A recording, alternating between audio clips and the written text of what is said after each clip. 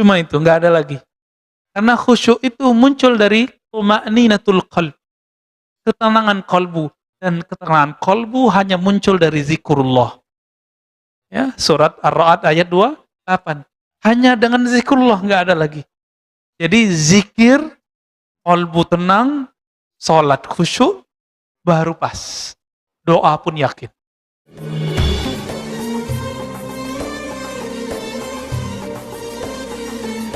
Yang menyebutkan kalimat talabuka minhu ittihamun lahu. Talabuka, kalau kita terjemahkan secara harfiah, berarti tuntutanmu. Kamu menuntut kepada Allah ini dan itu, meminta A, B, C, D, semua itu ittihamun lahu. Sama dengan kamu menuduhnya. Apa maksud kalimat ini? Banyak orang berdoa, sebelum dia berdoa, dia tidak meyakini, atau saat dia berdoa, dia tidak meyakini bahwa Allah mendengar. Atau Allah sudah tahu apa yang dia mau katakan. Ini sudah pernah kita singgung di kajian Risalah Kusyairiyah, tapi lafaznya ada dalam hikam.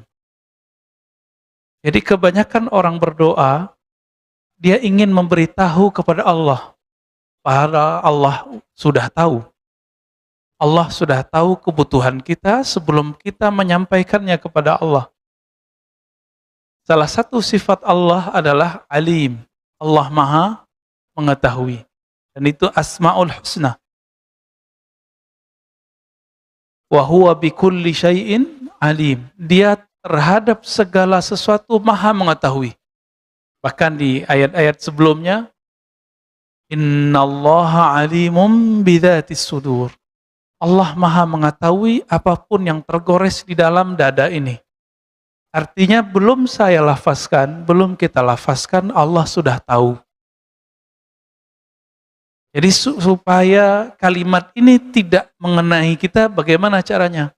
Sebelum berdoa, maka panggillah Allah terlebih dahulu. Ya alim, wahai yang maha mengetahui isi hati. Nah, ini diajarkan oleh Imamuna Abul Hasan Asy-Syadzili. Imam Abul Hasan Asy-Syadzili itu mengajarkan kalimat ini. Allahumma ya alim, ya azim, ya halim. Anta rabbi wa ilmuka hasbi. Fa ni'mar rabbu rabbi wa ni'mal hasbu hasbi. Ya Allah yang maha mengetahui, yang maha santun, yang maha bijak. Ilmumu, pengetahuanmu mengenai hajat di dalam diriku, itu sudah cukup bagiku. Engkaulah sebaik-baik Tuhan, sebaik-baik yang mengurus hambanya. Jadi kalimat ini menegur kita semua, tolong Bapak, Saudara, karena Allah setelah ini jika berdoa, jangan berkeyakinan memberitahu Allah. Karena sebelum kita dicipta, Allah sudah tahu. Yakin atau tidak? Sebelum kita ada, Allah sudah tahu belum kebutuhan kita? Allah sudah tahu. Oleh karena itu, sebelum berdoa, dibaca ini, minimal ya alim, ya alim. Wahai yang maha mengetahui isi hatiku. Berarti doa itu untuk apa? Maka doa ada dua. Ada orang berdoa karena dia ingin memberitahu Allah, ya'laman ilallah, memberitahu Allah. Ini buruk adabnya. Ini menuduh Allah Subhanahu wa ta'ala. Ada doa level 2. Doa apa ini? Doaul khalil li khalilih, al-habib li habibih. Curhatnya seorang kekasih kepada kekasihnya. Saya mau tanya, orang yang curhat sebenarnya dia sudah tahu belum apa jalan keluar masalahnya? Rata-rata sudah. Cuma dia ingin tenang. Ketika Nabi Ibrahim alaihissalam, beliau mengatakan, ya Allah, arini kaifa tuhyil mauta. Tunjukkan kepadaku bagaimana cara engkau menciptakan yang hidup, menciptakan yang hidup, menghidupkan yang mati. Allah bertanya, apakah engkau tidak beriman kepadaku? Apa jawaban Nabi Ibrahim? Bukan ya Allah, tetapi supaya hatiku lebih tenang. Maka doa itu untuk menenangkan hati. Nah, maka di kalimat berikutnya ini berkaitan dengan kisah Nabi Ibrahim. Talabuka lahu ghibatan minka. Kamu menuntut bukti tentang kehebatannya, itu karena hatimu lalai kepadanya. Kita pengen nih bukti. Ini sebenarnya doa ini dikabulkan gak sih? Karena kita nggak tahu bahwa Allah Maha melihat hati.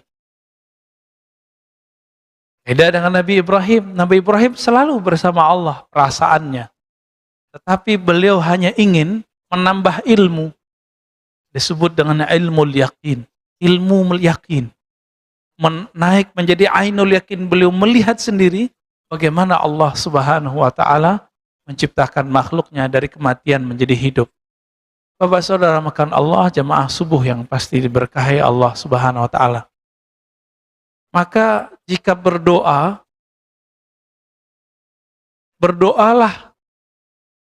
sekedar bermanja-manja kepada Allah Subhanahu wa Ta'ala. Karena sebenarnya apapun yang kita butuhkan Allah sudah sediakan. Tapi ingat, banyak orang menginginkan sesuatu yang dia tidak butuhkan. Itu sebabnya Allah tidak beri. Allah hanya memberikan sesuatu yang kita butuhkan, bukan yang kita inginkan. Ciri-ciri orang dapat nikmat, dia diberi nikmat apa yang dia butuhkan. Lawan dari nikmat namanya istidraj. Apa arti istidraj? Istidraj itu dari kata daraj. Apa arti daraj? Azab yang disisipkan dalam nikmat, dalam pemberian. Bertambah pemberian, bertambah kedurhakaan. Ini ciri-cirinya. Bertambah nikmat, bertambah durhaka kepada Allah Subhanahu wa Ta'ala. Nggak usah jauh-jauh memikirkan nikmat itu hanya duit, rumah, pasangan, anak. Enggak. Nikmat itu hidup ini. Maka nikmat dibagi dua. Masih ingat? Ada nikmat kita diadakan Allah. Ada nikmat kita tetap langgeng hidup kita sampai sekarang. Ini disebut dengan nikmat imdad. Yang pertama disebut dengan ijad. Bapak saudara makan Allah, kenapa kita sebut kita ada ini nikmat? Satu kali Nabi Musa alaihi salatu wassalam berdoa, Ya Allah, jadikan aku Nabi akhir zaman. Apa kata Allah? Sudah ada Muhammad bin Abdullah. Nabi Musa, ya mirip-mirip Bani Israel, karena Bani Israel begitu semua. Permintaannya banyak. Maka Nabi juga banyak minta. Tapi mintanya Nabi Musa, itu Allah anggap sebagai manjanya Nabi Musa. Nabi Musa kemudian request lagi, Ya Allah kalau begitu, jika engkau tidak menjadikan aku Nabi akhir zaman, tolong jadikan aku umat akhir zaman. Hadis ini sahih. Saya mau tanya nih, Pak Mirwan dulu pernah doa nggak Pak? Nggak ingat ya? Di alam ruh. Ya Allah jadikan aku umat Muhammad. Pernah doa? Ya? Pak Haddad? Mas Sandy? Nggak pernah doa ya? Kita nggak pernah doa supaya dijadikan umat akhir zaman. Tapi nggak tahu juga, emang dulu pernah ingat. Dulu ketemu Allah pun kita tidak ingat. Maka orang-orang yang Allah ciptakan dan Allah buat dia terlahir di akhir zaman, ini yang namanya nikmat ijad, nikmat diwujudkan di akhir zaman. Selevel Nabi Musa tidak dijadikan sebagai Nabi akhir zaman, enggak juga jadi umat akhir zaman. Bayangkan itu. Kita enggak perlu minta dan Allah jadikan umat akhir zaman. Coba bayangkan lagi. Nanti jika Imam Mahdi keluar jadi imam, yang jadi makmum siapa? Nabi Isa. Secara pangkat lebih tinggi pangkat Nabi Isa. Tapi secara tugas, lebih banyak tugas Al-Mahdi. Berarti Al-Mahdi ini siapa? Al-Mahdi ini pewaris hakiki Rasulullah Sallallahu Alaihi Wasallam. Semua ilmu Nabi nanti turun kepadanya. Makanya selevel Nabi Isa harus menjadi makmum. Karena Al-Mahdi khalifatul Rasul, khalifatullah, pengganti, pengemban tugas kerasulan, tapi Rasul sudah tidak ada. Maka beliau hanya disebut sebagai wali Allah. Disebut sebagai khalifatullah. Maka khalifah itu cuma 5, Pak. Khalifatullah itu cuma 5.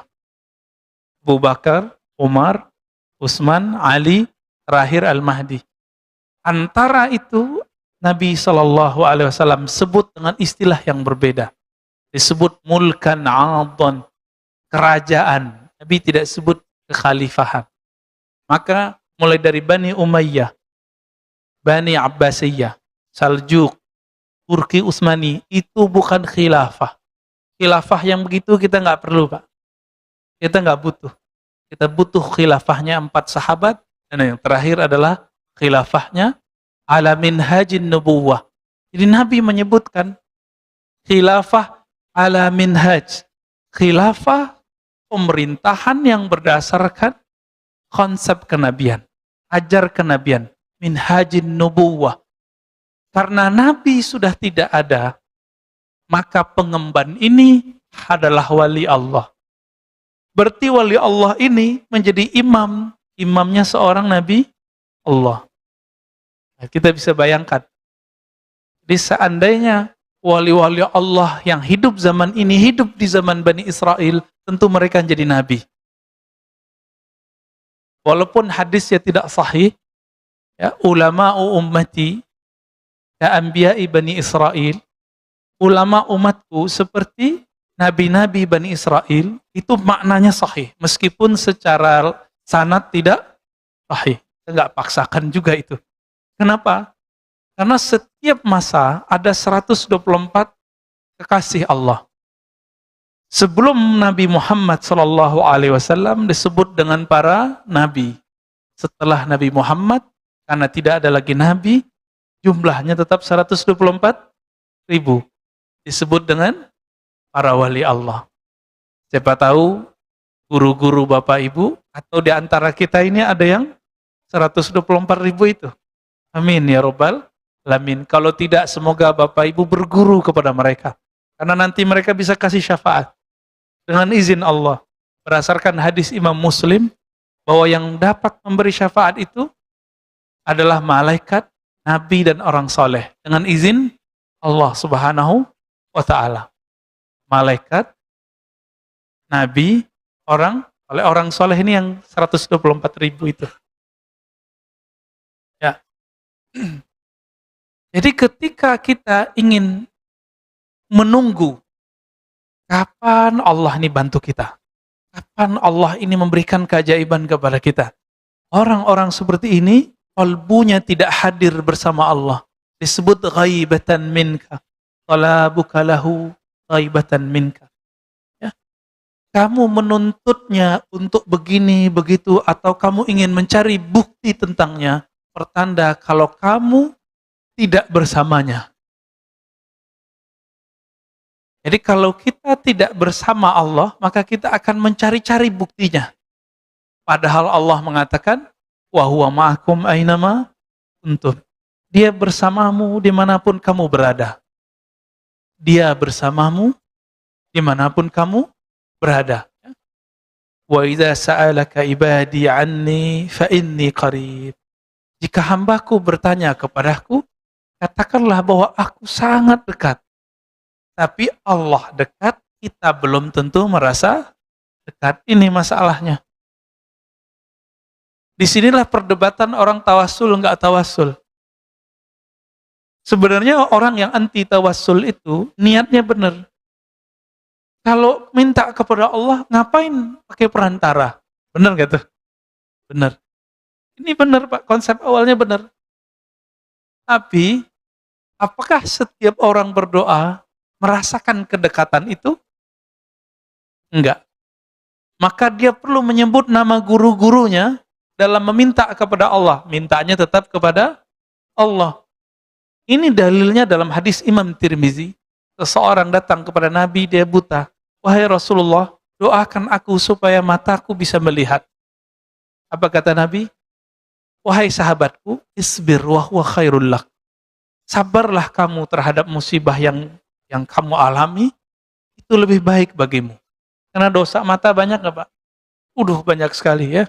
Mau dia wali, mau dia ustadz, mau dia jamaah, sama. Lalu orang itu meminta lagi sampai 3 kali. 3 kali dia meminta. Akhirnya Nabi mengatakan, asbighil wudu. Berwuduklah kamu dengan sempurna, tsumma shalli rak'atain wa qul. Lalu salatlah 2 rakaat, lalu bacalah doa ini. Doanya doa tawassul. Ya Allah, inni atawajjahu bika binabiyyika. Ya Allah, aku meminta menghadap kepadamu dengan menyebut nama nabimu. Maka tawassul itu bukan minta kepada nabi, kepada orang soleh. Hanya menyebut nama orang soleh supaya kita pede. Ya, agar ada percaya diri dalam berdoa. Ini hakikat tawassul. Jadi tolong diluruskan, tawassul bukan meminta kepada selain Allah Subhanahu wa taala. Lalu dalam hadis itu, ya Muhammad, inni atawajjahu bika ila Rabbi.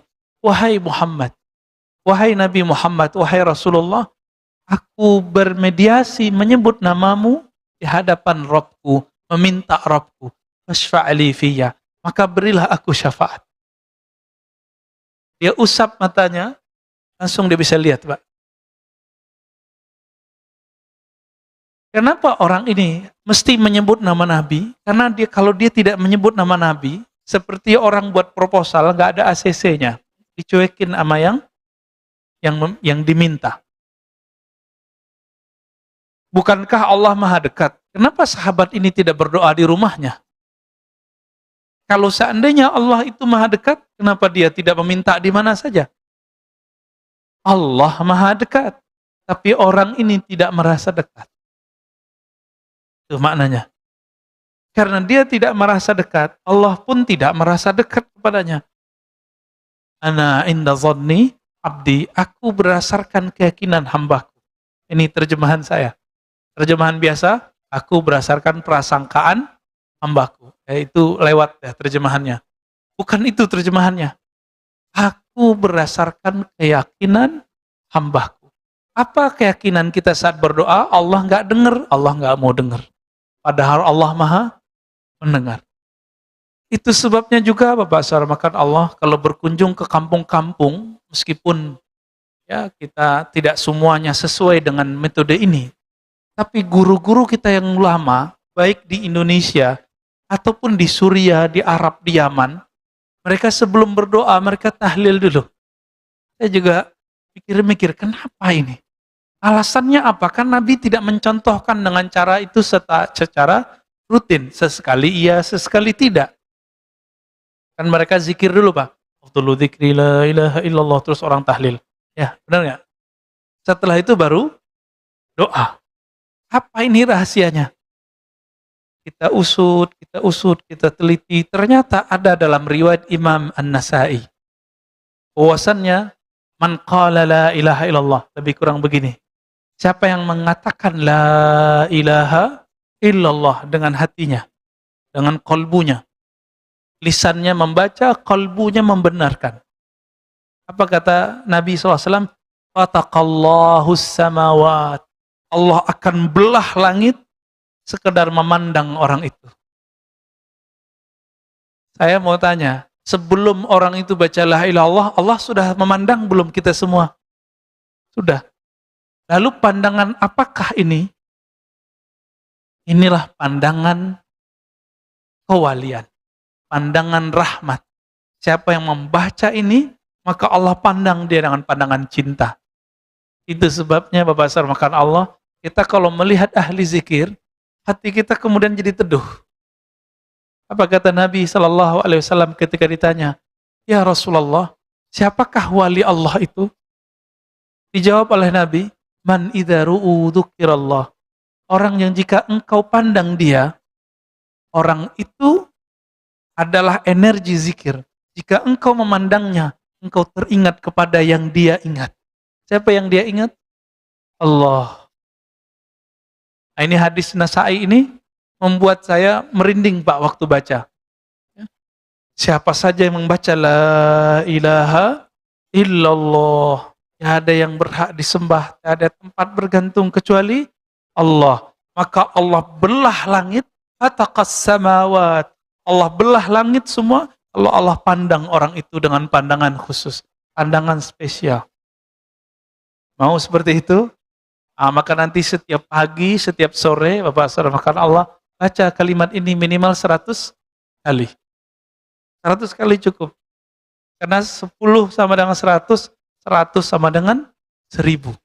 Berarti 1000 kali Allah memandang kita dengan pandangan rahmat. Mau nggak tuh? Meninggal jadi waliullah, Pak. Kekasih Allah.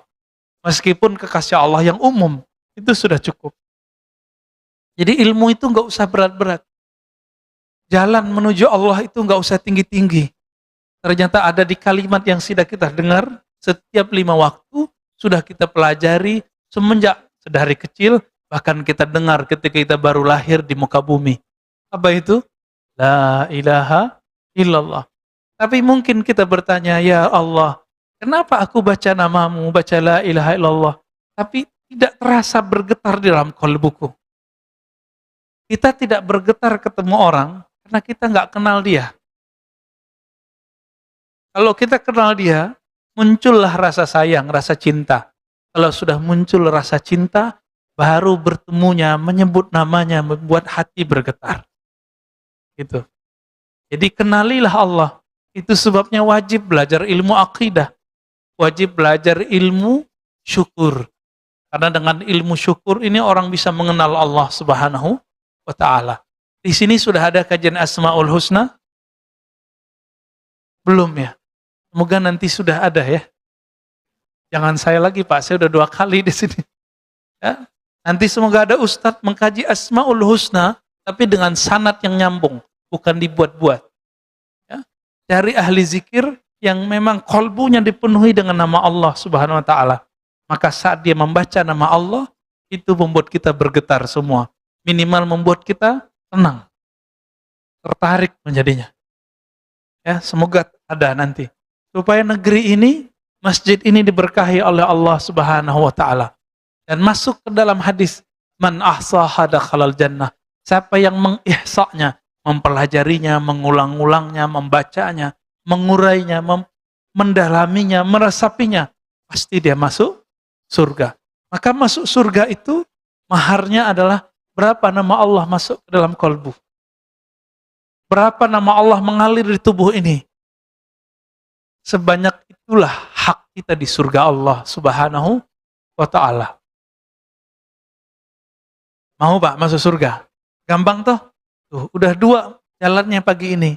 Satu la ilaha illallah, yang kedua Asmaul Husna. Asmaul Husna itu nggak mesti dibaca semua. Bapak lagi pengen Rahman Rahim, ambil. Saya lagi ingin memahami bagaimana Allah memberi rezeki. Baca ya Razzaq, ya Razzaq. Itu boleh juga. Maka orang yang sudah paham, mengenal dan meyakini Allah itu siapa, dia tidak akan ragu dalam berdoa, tidak perlu cari bukti dalam berkeyakinan. Orang cari bukti gurunya benar atau tidak, maka dia kasih ujian. Sopan nggak murid nguji guru? Enggak. Apalagi nguji Allah. Tapi karena Allah Subhanahu wa ta'ala maha pengertian, Allah maklum. Zatnya Allah tidak bisa dicapai dengan pandangan. Bahkan dengan kolbu pun tidak bisa dicapai, Pak. Kolbu hanya bisa merasakan nama dan sifatnya. Sedangkan zatnya hanya bisa dirasakan oleh ruh kita. Tapi ruh kita nggak kenal. Bagaimana mengenal yang meniupkan ruh ini? Jika ingin mengenal Allah, namanya, kenalilah kalbu kita. Jika ingin mengenal sifatnya, kenalilah kalbu pikiran kita. Tapi siapa yang ingin mengenal zat Allah, dia mesti mengenal ruhnya, zatnya sendiri. Tapi siapa yang mengenal zatnya, Pak? Ruh kita udah lihat belum? Belum juga. Ya? Karena kita tidak melihat ruh ini, bagaimana kita bisa melihat sang peniup roh ini? Untung kita nggak diciptakan dan ditiupkan jadi binatang. Iya. Nah, roh ini, jika tubuh pulang ke tanah, roh pulang kemana? Tubuh pulang ke tanah. Jasad namanya. Yang punya ambisi itu siapa? Namanya nafs. Kita sebut bahasa Indonesia nafsu. Tapi nafsu bahasa Indonesia itu konotasinya jelek. Nafs bahasa Arab artinya jiwa. Nah jiwa itu pergi kemana? Nah jiwa kita yang masuk ke alam kubur, Pak. Jiwa kita yang nanti ke padang mahsyar. Jiwa kita itu nanti yang disiksa di dalam neraka. Roh kemana? Berarti ada unsur lain di dalam diri ini. Roh itu tiupan Allah, maka dia mestinya pulang kepada Allah sebagaimana tanah pulang ke tanah. Ini Pak Mirwan pernah marah nggak, Pak? Rasanya panas nggak? Kenapa panas? Emang ada apa? Ada api di dalam? Nggak ada. Kenapa kita bisa panas? Ternyata di Quran ada bahan dari tubuh kita ini disebut dengan salsal kal fakhar. Jadi tanah liat yang dibakar. Mirip-mirip seperti tanah apa yang buat rumah kita ini, Pak. Nah, bata itu kan dibakar. Jadi ada tanah humus, tanah hitam, ada tanah ini, ada tanah itu. Karena di tubuh ini lengkap semua bahan itu, maka ada unsur panas dalam tubuh ini. Ditambah dengan makanan yang dibakar, makanan yang digoreng, ya, yang ahli masak nih. Dan itu energi pindah ke makanan. Itu kita makan, Pak. Oleh karena itu Nabi SAW kalau makan itu menunggu adem dikit. Supaya energi panasnya tidak pindah ke dalam badan. Bukan cocok logi, Pak. Emang begitu hadisnya. Ya? Dan Nabi mengatakan, makanan yang tidak panas itu berkah. Hangat boleh, panas jangan. Dan benar, kita bertemu orang umur 80-an, giginya belum banyak yang rontok. Saya tanya, apa alasannya, apa pengalaman Bapak ini, kok gigi masih utuh-utuh aja nih? Apa jawaban beliau?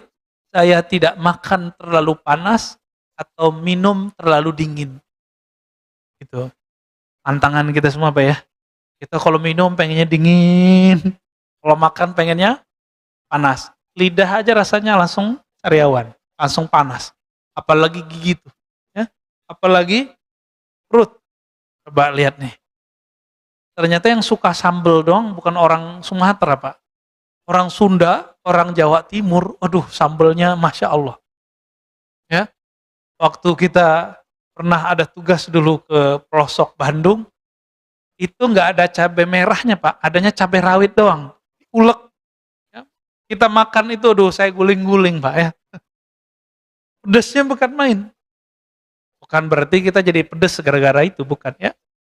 Baik. Jadi apabila roh ini tidak berpulang kepada Allah, maka kita belum selesai tugasnya. Belum sempurna, inna lillahi wa inna ilaihi rajiun. Kita milik Allah, kembali kepada Allah. Yang Allah tiupkan itulah yang mesti harus kembali kepadanya. Ya? Apa kata Allah tentang Nabi Adam? Tatkala aku telah menyempurnakannya, sawaituhu. Lalu Allah mengatakan, nafakhtu fihi min ruhi. Aku hembuskan ke dalam tubuh Nabi Adam itu rohku.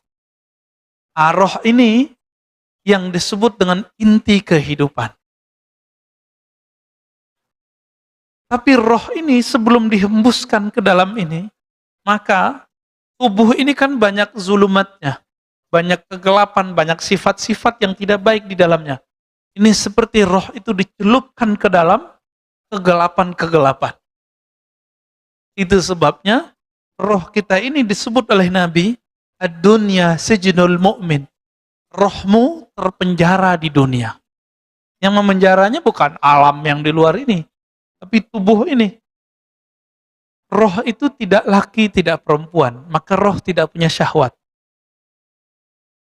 Jadi roh kita bukan laki, enggak perempuan. Jadi rohnya Pak Haddad sama istrinya, Pak Haddad sama. Enggak laki, enggak perempuan. Tapi ketika dicelupkan ke dalam tubuh ini, baru dia bernama laki, bernama perempuan. Maka tidak ada namanya alasan. Ya, beberapa psikolog-psikolog yang menyesatkan umat, yang mengatakan bahwa hombreng-hombreng, ya, itu dia perempuan, tapi bertubuh laki-laki. Ini tidak benar. Dia nggak paham dia. Dia nggak mengerti alam rohani, komentar tentang alam rohani. Kenapa? Roh ini tidak laki, tidak perempuan. Kenapa orang kemudian jadi kemayu? Karena dia punya komunitas yang kemayu. Kenapa orang jadi keras? Karena dia punya komunitas yang keras. Makanya orang gunung itu dengerin orang pantai kaget-kaget, Pak. Ya, rasa-rasa kena bentak terus. Ya. Orang tinggal besar di pasar, preman, itu dengan orang yang anak komplek kan beda. Kan beda. Karena perbedaan itu. Maka disebutlah orang-orang ini dengan bi'ah atau qarin, teman. Tapi kita punya qarin qarin yang batin. Qarin dari kalangan jin. Besar kemungkinan orang-orang yang dia merasa dirinya beda dengan tubuhnya, itu karena qarinnya berbeda. Dia laki, tapi qarinnya perempuan. Maka dia menjadi banci. Sebaliknya begitu. Ya. Ini penjelasan beberapa masyayikh kita. Tapi ilmu ini tidak dijelaskan secara detail di dalam syariat. Ya. Nabi hanya mengatakan ketika Aisyah berseloroh, ente enak Rasulullah. Ya. Apa kata Nabi? Iya, setanku sudah diislamkan oleh Allah. Qorinku sudah diislamkan oleh Allah. Jadi Nabi jangankan qorinnya, setannya Islam, Pak. Beruntung yang jadi setannya Nabi. Kita lahir, itu ada puluhan bahkan ratusan syaitan lahir bersama kita. Tapi juga ada puluhan malaikat membersamai kita. Namun juga ada qarin. Nah, qarin ini satu biasanya. Qarin ini jika ada, dia biasanya agak iseng. Ya, ada yang jahat. Maka qarin ini perlu diislamkan. Tapi kalau setan kita nggak bisa diislamkan. Hanya setannya Nabi yang bisa diislamkan. Atau setannya para nabi, para wali-wali besar, ya. Dan terakhir Imam Al-Mahdi itu setannya mungkin bisa diislamkan. Tapi setan kita nggak bisa diislamkan. Maka bagaimana caranya supaya kita tidak diganggu oleh setan itu? Kembali ke ilmu yang paling rendah tadi. Ya, la ilaha illallah. Apa kata Allah dalam hadis qudsi? Hadisnya hasan li ghairihi. Hasan karena ada riwayat lain. La ilaha illallah hisni. La ilaha illallah itu adalah bentengku. Siapa yang masuk ke dalam bentengku, dia aman dari gangguan-gangguanku. Nah, maka hari ini, jika ingin dijaga Allah dari syaitan, silakan baca La ilaha illallah. Jika nggak sanggup 100, 10. Tapi 10-nya lengkap. La ilaha illallah wahdahu la syarikalah. Lahul mulku walul hamdu. Wa huwa ala kulli syai'in qadir. Berapa kali? 10 kali. Zikir itu nggak perlu banyak, yang penting rutin dan meresapi maknanya. Rutin, meresapi makna. Pegang itu Pak duanya. Ini yang disebut dalam Al-Quran, innal ladzina qalu rabbunallah tsumma istaqamu. Sesungguhnya orang-orang yang mengatakan Rabb kami Allah, lalu mereka istiqamah. Maka Sayyidatuna Aisyah mengatakan, amal yang sedikit lebih Allah sukai daripada Amal yang banyak tapi tidak istiqomah. Sedikit istiqomah lebih baik daripada banyak tidak istiqomah. Kemudian Imam Athaillah mengatakan, talabuka li ghairihi. Engkau meminta kepada selain Allah, liqillati hayaika minhu. Karena kamu tidak tahu malu kepadanya. Nah, ini mohon maaf Bapak Ibu. Ini dalam hati kita nih semua, kalau lagi ada masalah, ingatnya makhluk atau khalik. Serius. Paling-paling ingat, wah susah nih, mau minjem ke teman dulu gitu. Kenapa nggak sholat 2 rakaat dulu? Ya, sendal hilang, paniknya bukan main. Kenapa nggak sholat dulu? Anak kita sakit, ya. Kenapa nggak zikir dulu sebentar, tanya, ya Allah apa yang harus saya lakukan? Buru-buru ke rumah sakit. Ternyata dites. COVID. Padahal cukup isolasi mandiri. Jadi kalau sekarang mohon maaf Bapak Ibu, kalau rasa badan nggak enak nggak usah ke masjid, udah isolasi mandiri langsung. Nggak usah keluar, off semua. Itu lebih aman. Karena secara psikologis di rumah itu lebih aman, lebih nyaman, lebih baik bagi psikologi dan penyembuhan kita daripada di luar. Kecuali penyakitnya sudah parah. Rumah flu udah di rumah aja. Tapi kalau Bapak punya penyakit lain, monggo silakan. Ya. Nah, ini saran kita. Dan saran juga dokter-dokter kita. Ya. Baik. Jadi orang yang ketika ada masalah, ketika ada kebutuhan, terus minta kepada selain Allah. Termasuk minta ke kiai. Doain Pak Kiai.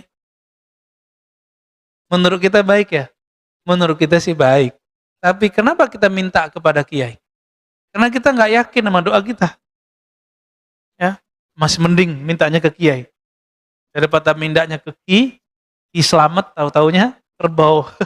Ya. Minta ke kiai kan tawasul namanya. Boleh. Pak Kiai doain saya, Syekh doain saya, Habib doain saya, itu bagus. Maka bagaimana caranya supaya kalau kita ada masalah, yang pertama kita ingat adalah Allah Subhanahu wa taala. Maka ada caranya. Ingatlah Allah saat senang. Dengan cara mensyukuri nikmatnya dan berbagi. Gimana caranya? Syukuri nikmatnya dan berbagi. Yang kedua, supaya kita tidak ingat makhluk dulu ketika ada masalah, maka punyailah zikir, wirid yang rutin setiap hari. Nah, nanti itu yang akan membuat kita stabil setiap saat. Jadi benarlah kata Imam Abu Ali Ad-Daqqaq yang sering kita ulang-ulang. Apa kata beliau? Ad-du'a silahul murid. Az-zikru silahus salikin. Doa itu, zikir itu adalah senjata yang dapat digunakan oleh para murid. Senjata ini bisa dipakai di saatnya. Masalahnya kalau nggak diasah setiap hari, senjatanya berkarat. Ini yang kita maksud, kalau punya doa, punya zikir, nggak dirutinkan setiap hari, apa yang terjadi? Itu pisau zikirnya nggak tajam. Ini yang disebut tidak punya keyakinan. Orang kalau punya keyakinan, dia punya modal meminta kepada Allah. Masih ingat kisah 3 pemuda yang terjebak dalam goa? Kenapa mereka yakin doanya dikabul Allah? Karena mereka punya amalan. Satu beramal A, satu beramal B, yang lain beramal C. Agar terbukalah pintu goa itu. Karena dia punya amal, maka dia pede berhadap kepada Allah Subhanahu wa ta'ala. Maka saya sarankan Pak, jika ada hajat, mau dimintakan kepada Allah, sedekah dulu, lalu wiridan. Wirid tertinggi adalah Al-Quran dan zikir. Suatu kali ada dua syekh berdebat. Gurunya masih hidup. Ini udah level guru. Tapi di atas guru ada lagi guru. Ya. Hari gurunya udah lewat ya Pak ya. Selamat hari guru kepada yang menjadi guru. Berdebatlah syekh pertama mengatakan zikir lebih afdal daripada Quran. Yang kedua mengatakan Quran lebih afdal daripada zikir. Yang pertama datangkan dalil afdalu dzikri la ilaha illallah, zikir yang paling afdal adalah la ilaha illallah.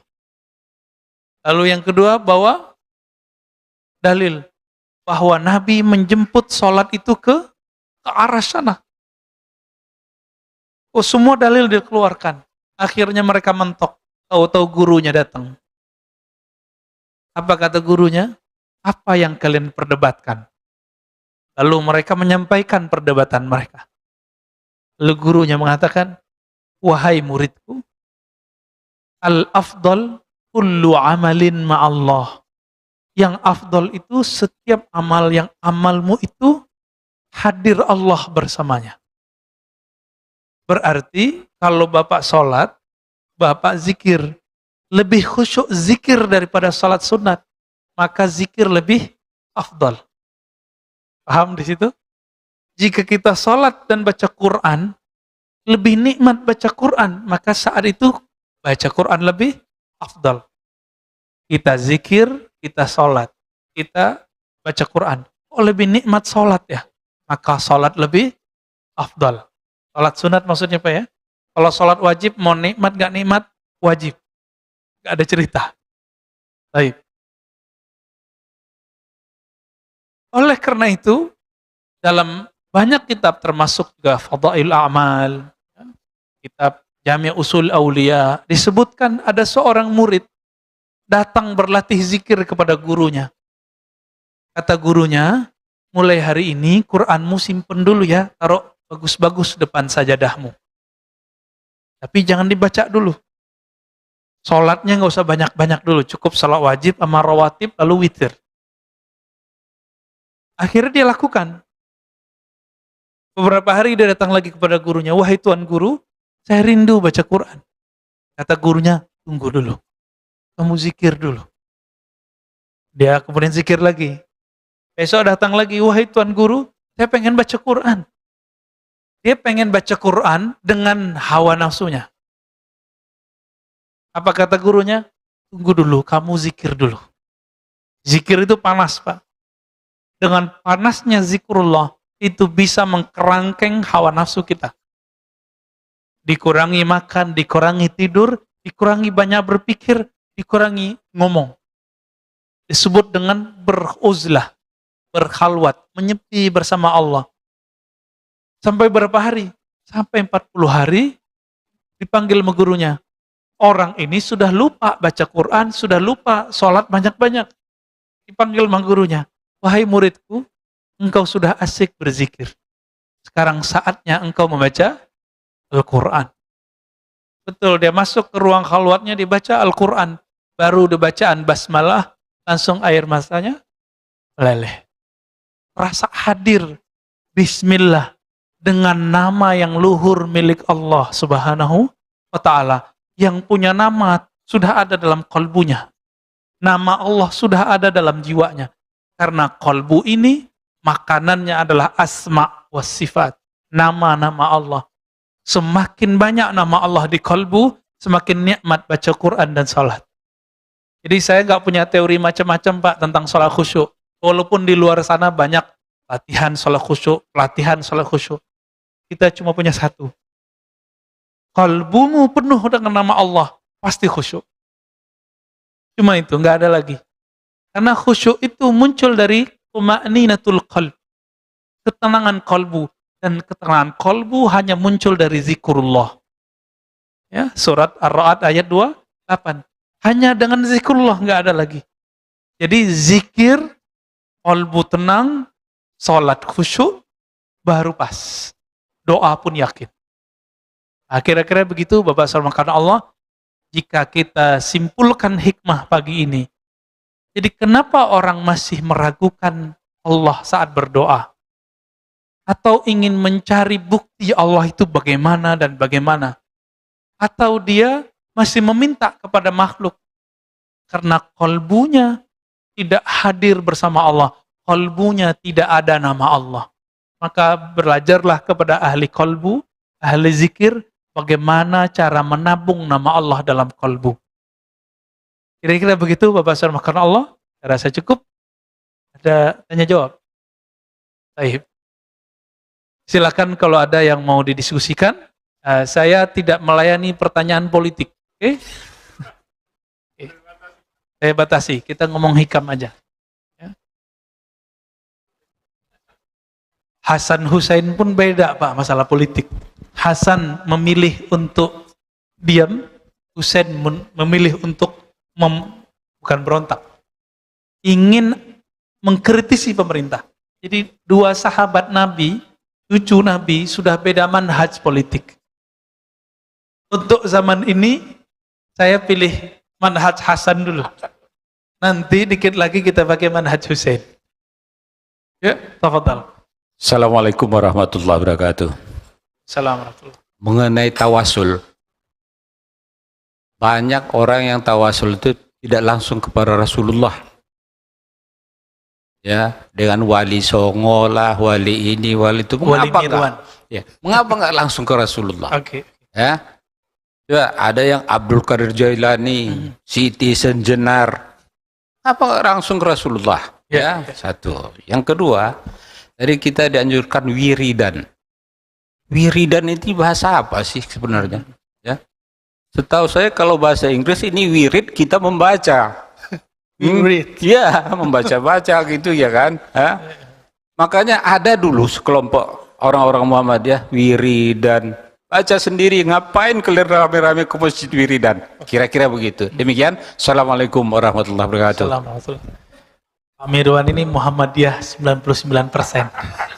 1%-nya NU Pak. Kenapa tawasul itu nggak ke Nabi? Nah, terima tawasul ke Nabi itu sudah ada dayah di dalam dirinya tuh ya. Orang Aceh kan dayah Pak ya. NU ada nggak di Aceh? Ada ya. Dayah sama NU itu hampir-hampir mirip lah. Satu ulama yang hanya membolehkan tawasul dengan Nabi itu namanya Izzuddin bin Abdissalam. Murid Abul Hasan Syadzili. Abul Hasan Syadzili ini wali juga. Ya, ketika Syekh Abdul Qadir Jilani sudah wafat, beliaulah pimpinan walinya. Nah, salah satu muridnya yang ahli fikih, ahli hadis namanya Izzuddin bin Abdis Salam. Apa kata beliau? Tawasul cukup sama Nabi. Selain Nabi gak usah. Tapi satu kali Abul Hasan Syadzili yang setiap tahun pergi haji dan ziarah kepada Nabi, beliau kemudian secara rohani bertemu Rasulullah, baik di mimpi atau di luar kita nggak tahu. Lalu pulang-pulang Abul Hasan Syadzili bawa kabar. Masuk ke majelis Izzuddin. Izzuddin lagi duduk Pak, lagi mensyarah. Ketika diminta Izzuddin untuk Abul Hasan Syadzili untuk menjelaskan kalam-kalamnya, sebelumnya dia buka dengan penjelasan, wahai Izzuddin, aku bertemu secara rohani dengan Rasulullah dan Rasulullah mengucapkan salam kepadamu. Merinding pada langsung. Semenjak saat itu dia pun mulai berubah. Berarti tawasul bisa juga dengan orang yang mengenal Rasulullah, pewaris ilmu Rasulullah. Yang kedua, Syekh Ibnu Taimiyah, Imam Salafi. Beliau membolehkan tawasul dengan Nabi. Tapi bedanya apa dengan Izzuddin? Izzuddin mengatakan bertawasul dengan Nabi baik dengan cinta atau dengan zatnya Nabi. Bertawasul dengan diri Nabi itu boleh menurut Imam Izzuddin. Tapi Imam Ibnu Taimiyah dengan hadis yang sama mengatakan tidak boleh dengan diri Nabi, bolehnya cuma dengan iman kita kepada Nabi. Ibnu Taimiyah. Tapi nanti datang Salafi di akhir zaman, Syekh Albani, Syekh bin Bas mengharamkan tawasul secara mutlak. Beda lagi dengan imamnya. Ya, Pak Mirwan yang mana nih? Ya. Adapun jumhur ulama ahlu sunnah di Mekah, dulu ada namanya Sayyid Ahmad Zaini Dahlan. Imam-imam kita dari Indonesia, ya, Syekh Mahfud Tarmasi, ya, Ahmad Khatib Minangkabawi itu berguru kepada beliau. Said Ahmad Zaini Dahlan. Tapi lebih banyak berguru kepada Bakri Syata, pengarang kitab I'anatul Talibin. Nah, ini mereka termasuk juga ayah Buya Hamka, Syekh Abdul Karim, ya. Abdul Malik, Abdul Karim. Abdul Karim Amrullah, ya. Nah, ini mereka ini berguru kepada Said Ahmad Zaini Dahlan yang mengatakan bahwa tawassul dengan Nabi ataupun dengan selain Nabi yang mereka orang-orang soleh itu boleh dengan keyakinan mereka adalah pewaris Nabi Sallallahu Alaihi Wasallam. Maka oleh Sayyid Muhammad Alawi Al-Maliki, imam di Mekah, beliau ayahnya, kakeknya itu pengajar di Mekah, Pak. Tapi tahun 80-an karena persoalan tawassul dan masalah solawat-solawatan, beliau tidak boleh ngajar lagi di Mekah, di Masjidil Haram. Apa namanya? Sayyid Muhammad Alawi Al-Maliki. Bahkan ada ustadz muda di Indonesia berani kurang ajar menyebut beliau. Apa katanya? Sayyid Muhammad Alawi Al-Maliki itu taghut, musyrik. Apa kata dia? Sayyid Muhammad Alawi Al-Maliki musyrik. Kira-kira gimana, Pak? Orang baru ngerti agama, Sayyid Muhammad sudah menjadi ulama besar, dia belum apa-apa, berani mengatakan Sayyid Muhammad musyrik. Hah? Saya nyebut nama, Pak, ya? Saya minta ampun kepada Allah. Ya, saya paling anti sudah nyebut nama itu. Allahumma sholli ala Muhammad. Apa kata dia? Karena dia salah faham. Dikira tawassul itu meminta kepada selain Allah. Karena Said Muhammad mengatakan enggak. Tawassul itu tidak meminta kepada selain Allah. Tawassul itu minta hanya kepada Allah dengan menyebut nama kekasih Allah sebagai ACC. ACC doang, Pak. Ya? ACC boleh nggak tuh? Ini dalilnya hadis Imam Tirmizi dan hadisnya sahih. Oh, dijawab oleh Syekh Albani. Loh, ente salah. Ini hadis hanya boleh kepada orang yang hidup dan Nabi doang. Dijawab lagi oleh Said Muhammad. Mana dalilnya bahwa tawasul mesti orangnya hidup dan hadir dan Nabi doang orangnya? Nggak ada. Itu hanya pemahaman Syekh Albani. Pemahaman yang dikultuskan. Maka orang-orang kalau sudah mengkultuskan pemahaman imamnya, walaupun dia tidak mengkultuskan imamnya, maka ini sudah jadi berhala baru. Dia akan menyalahkan orang-orang yang tidak salah. Dia akan menganggap syirik orang-orang yang tidak syirik. Paham di situ? Ya. Said Muhammad, beliau, ayahnya, kakeknya, itu mufti Mekah. 80-an, Pak, tahun 80-an, masih ngajar di Mekah. Tapi karena orang-orang ini, ya, Ibnu Mani, ya, dia nulis buku kesesatan Said Muhammad, dan di situ disebut Said Muhammad sebagai taghut Mekah, berhala Mekah. Bayangkan, keturunan Rasulullah, ahli hadis, hafal ribuan hadis. Kalau versi Said Agil Munawar, murid beliau, itu murid beliau, Pak. Jadi nggak usah jauh-jauh nyari guru. Itu Said Agil Munawar, orang sini, bener orang sini, ya. Maka beliau kalau ngajar Riyadhus Shalihin pakai kitab nggak, Pak? Udah apal beliau, ya.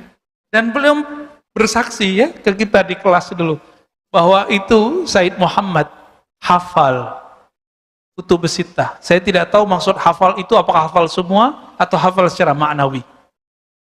Said Muhammad Alawi Al-Maliki punya kitab judulnya Mafahim Yajibu an Tusahhah. Pemahaman-pemahaman Salafi Wahabi yang mesti diluruskan. Itu judulnya. Ulama Mekah. Yang kita tahu kan Mekah cuma Sudais doang. Syuraim, ya. Ya. Kita nggak tahu ulama-ulama yang dibalik itu. Ada Syekh Ismail Zaid, ada ulama kita orang Indonesia, tapi gurunya Said Muhammad, namanya Syekh Yasin Al-Fadani, orang Sumatera, Pak.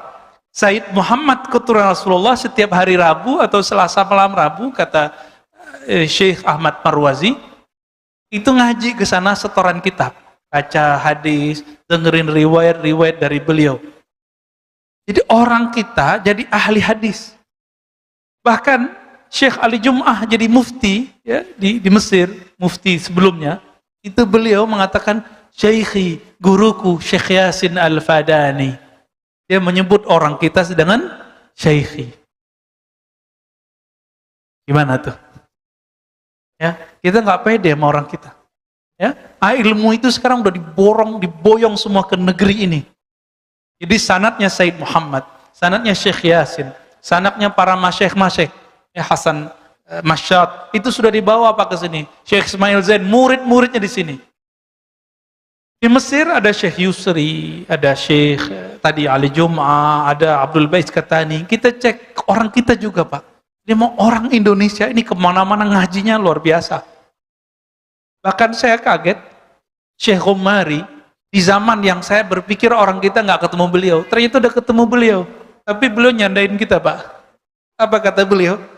Orang Indonesia, katanya, kalau bilang, ana azhabu ilal makkati. Itu kalau yang ngerti bahasa Arab salah tuh. Mekah nggak boleh pakai alif lam. Ana azhabu ilal makkati. Yang benar gimana? Ana zahibun ila makkata. Kalau ke Madinah, kata beliau orang Indonesia, ana azhab ila Madinah. Padahal ilal Madinah. Ya, kebalik-balik. Itu dicandain. Artinya orang kita emang sudah berguru ke mereka dari masa ke masa. Ya.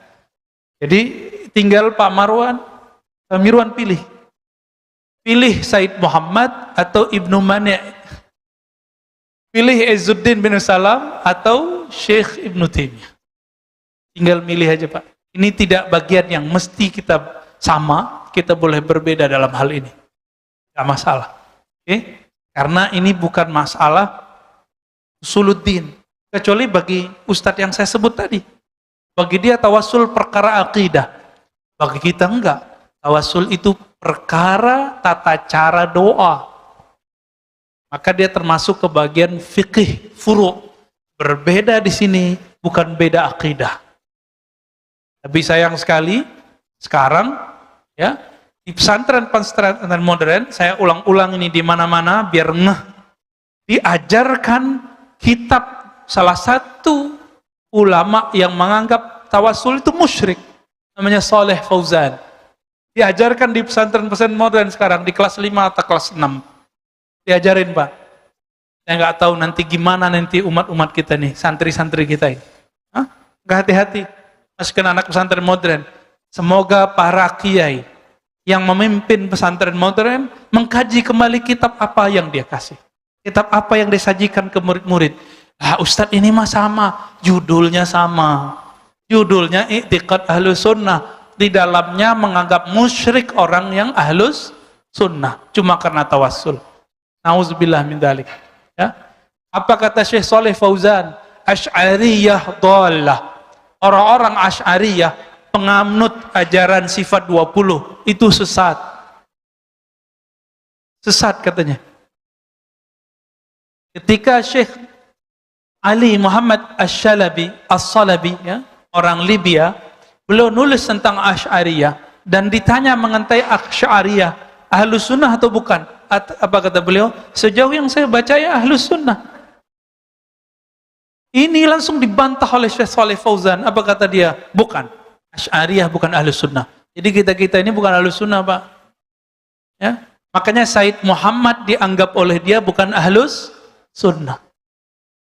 Berabad-abad ulama di Mekah itu mereka Asy'ariyah, Ahlus Sunnah, tapi tidak dianggap Ahlus Sunnah. Maka sudah benar ini pengurus membatasi gerak dakwah yang ekstrim tersebut di masjid ini. Sudah benar. Ya, saya mendukung sepenuh hati dan kita doakan semoga kita istiqomah dan persatuan kita dijaga oleh Allah Subhanahu wa taala. Yang kedua tadi apa, Pak? Wiridan. Oke. Ini bukan bahasa Inggris, Pak. Bukan wirid, ya. Ini al-wird. Wirdun. Warada yaridu. Asal katanya sama dengan itu. Apa arti wird? Wirid itu zikir yang sudah dilanggengkan. Sholatkah, puasakah, sedekahkah, silaturahmi itu jadi wirid semua. Bahkan tidur yang digunakan untuk bisa tahajud itu wirid. Mau nggak tidurnya jadi wirid? Maka mulai malam nanti atau siang nanti kalau tidur siang, niatkan supaya kuat bertahajud. Maka tidurnya dihitung wirid, Pak. Dari mana kita tahu ini? Dari Nabi SAW. Nabi mengatakan, bantulah qiyamul lailmu dengan qailulah. Dengan tidur sejenak siang hari. Bukan qaithurah, Pak, bukan tidur panjang. Yang kedua, Abul Hasan Syazili, guru Izzuddin. Abul Hasan ini kakek gurunya pengarang hikam. Makanya nyambung sudah ya. Apa kata beliau ke muridnya, khadamnya? Wahai muridku, jangan ganggu aku dari wirid. Lalu Abul Hasan Syazili tidur. Ngorok lagi, Pak.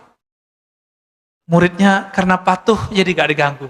Tapi kemudian dia bertanya-tanya di hatinya, pertanyaan besar muncul di kepalanya. Katanya mau wirid, kok tidur? Makanya guru-guru kadang-kadang aneh-aneh, Pak. Guru-guru itu kadang-kadang aneh, benar-benar aneh. Dan kita nggak boleh ingkar. Kita dalam hati bertanya boleh, tapi jangan ingkar. Bertanya aja. Nanti saat yang tepat kita bertanya. Bangun beliau, wudu, zikir, selesai zikir ditanya, wahai Tuan Guru, katanya engkau mau wirid, kenapa tidur? Apa jawaban Imam Syazili?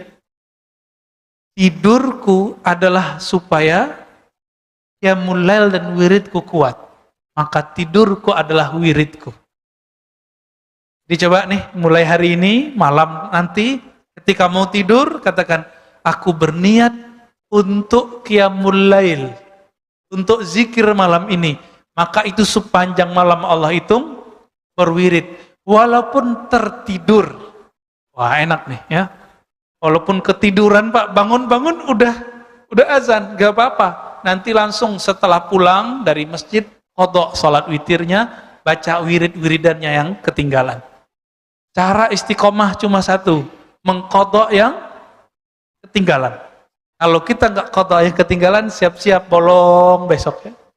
Baik, ada lagi? Sudah. Masih ada? Baik, cukup ya. Oke. Baik Bapak Ibu yang makan Allah, semoga kalbu kita selalu hadir bersama Allah, banyak menyebut nama Allah, berlatih mengenal Allah Subhanahu wa Ta'ala. Mari kita berdoa dengan dua kalimat, Allahumma ya Rahman ya Rahim. Wahai yang Maha Pengasih, wahai yang Maha Penyayang, ya Rauf, ya Rauf, ya Rahim. Allahumma rzuqna hubbak, ya Allah berikan kami cintamu. Waj'alna mimman ahbabtahu, jadikan kami orang yang engkau cintai. Warzuqnal amal alladhi yuballighuna ila hubbik. Ya Allah, berikan kami keistiqomahan satu amalan yang membuat kami sampai kepada cintamu, yang membuat engkau jatuh cinta kepadamu, sehingga pendengaran kami adalah pendengaranmu, sehingga pandangan kami adalah pandanganmu, gerak kami semuanya dengan ridhamu. Allahumma jma'na ma'a nabiyikal Mustafa Muhammad sallallahu alaihi wasallam. Ya Allah, kumpulkan kami dengan nabimu Nabi Muhammad sallallahu alaihi wasallam di jannatil firdausil a'la, di surga firdausmu yang sangat mulia. Rabbana atina fid dunya hasanah wa fil akhirati hasanah wa qina adzabannar. Walhamdulillahirabbil alamin. Terima kasih. Assalamualaikum warahmatullahi wabarakatuh.